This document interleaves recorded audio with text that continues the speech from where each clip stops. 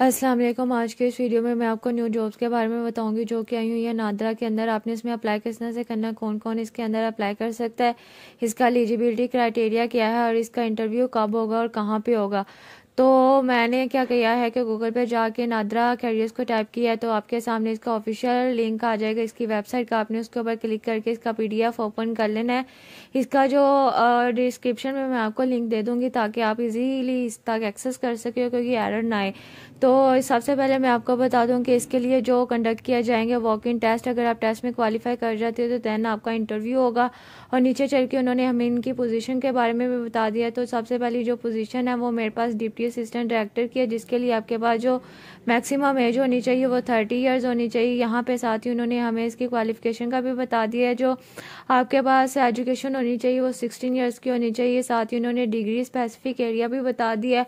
आपकी जो डिग्री होनी चाहिए वो मैनेजमेंट, बिजनेस, आईटी या कंप्यूटर साइंस के अंदर होनी चाहिए। इसके बराबर कोई भी डिग्री है तो आप इसके अंदर अप्लाई कर सकते हैं। यहाँ पे जो सारी पोस्ट हैं, तीनों पोस्ट हैं, उसके लिए जो तहसील है वो शेखपुरा की है।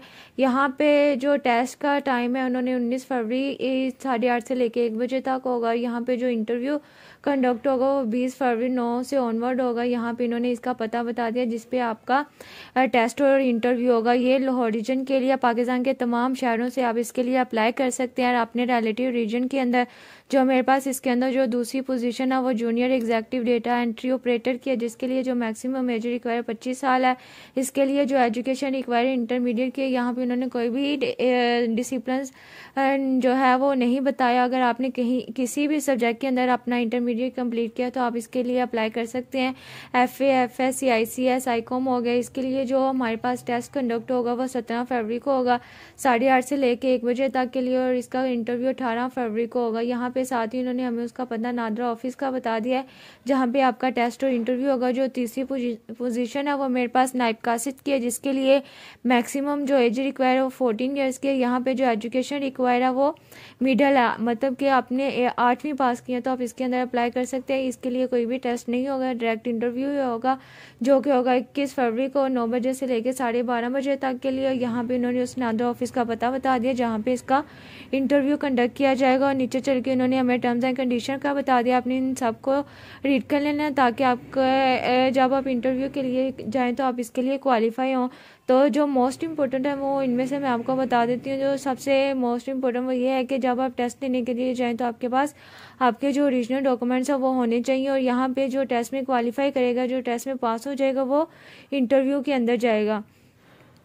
तो यहाँ पे मैं आपको इसका वो सैंपल भी दिखा देती हूँ कि आपका टेस्ट किस तरह से होगा। तो इन्होंने नीचे ही इसका लिंक दिया हुआ है, ये इनकी ऑफिशियल वेबसाइट का ही लिंक है। तो मैं आपको यहाँ पे इसके जो 2 पोजीशन के लिए जो टेस्ट कंडक्ट किए जाएंगे उनके बारे में बता देती हूँ। यहाँ पे जो फर्स्ट पोजीशन का उन्होंने टेस्ट दिया हुआ है वो है डेटा एंट्री पोजीशन का है। तो सबसे पहले हम इसको रीड कर लेते हैं। जैसे ही हम इसके ऊपर क्लिक करेंगे तो हमारे सामने कुछ इस तरह से ये इसका सैंपल ओपन हो जाएगा। तो इसके लिए उन्होंने चेक करना है आपकी टाइपिंग स्पीड को चेक करना है। तो आपको वो इस तरह से कुछ एक पैराग्राफ दे देंगे जिसको आपने एक्यूरेसी के साथ टाइप करना है। और नीचे चल के उन्होंने हमें कुछ MCQs बताया जिसके अंदर सबसे पहले हमारे पास IQ के कुछ क्वेश्चन आ जाते हैं। आपने उसको अच्छी तरह से सॉल्व करके जाना है ताकि आपको पता होगा ऐसे क्वेश्चन किस तरह से सॉल्व किए जाते हैं। देन हमारे पास आ जाता है हमारी जनरल नॉलेज, जो पाकिस्तान के हवाले से पूछे जाएंगे क्वेश्चन। और नीचे चल के उन्होंने हमसे हमारी एरर चेकिंग के कुछ क्वेश्चन है तो आपने इसको भी अच्छी तरह से देख लेना है। देन हमारे पास आ जाते हैं इंग्लिश के क्वेश्चन जिसके अंदर ग्रामर वगैरह स्पेलिंग के क्वेश्चन है। और यहाँ पे जनरल नॉलेज के क्वेश्चन है, आपने इसको भी अच्छी तरह से देख के जाना है। तो इसका टेस्ट बस इसी तरह से होगा। जो दूसरा टेस्ट है वो हमारे पास है डिप्टी असिस्टेंट की पोजीशन के लिए। तो हम इसको भी देख लेते हैं, इसको भी हम थोड़ा सा कर लेते हैं स्क्रॉल डाउन। और ये हमारे पास इसका सैंपल ओपन हो चुका है। तो यहाँ पे जो सबसे पहले क्वेश्चन होंगे 2 होंगे वो है हमारे पास इंग्लिश के क्वेश्चन होंगे जहाँ पे सिनोनिम वगैरह पूछ सकते हैं, एंटोनिम वगैरह या स्पेलिंग वगैरह इस तरह से कुछ क्वेश्चन होंगे। देन हमारे पास आ जाता है जनरल नॉलेज और यहाँ पे हमारे पास IQ के कुछ क्वेश्चन आ जाते हैं। यहाँ पे फिर हमारे पास IT इंफॉर्मेशन टेक्नोलॉजी के, फिर मैनेजमेंट के आ जाते हैं। फिर हमारे पास जनरल नॉलेज के क्वेश्चन आ जाते हैं। फिर वो आपको एक पैराग्राफ देंगे जिसके नीचे उन्होंने कुछ क्वेश्चन दिए होंगे। आपने इस पैराग्राफ से उन क्वेश्चन के आंसर को सर्च आउट करना है। इस पैराग्राफ से रिलेटेड जो क्वेश्चन पूछे जाएंगे वो एमसीक्यूज बेस्ड होंगे। आपने अच्छी तरह से रीड करके जो करेक्ट आंसर होगा उसके ऊपर टिक करना, और इसके लिए कोई भी नेगेटिव मार्किंग नहीं की जाएगी।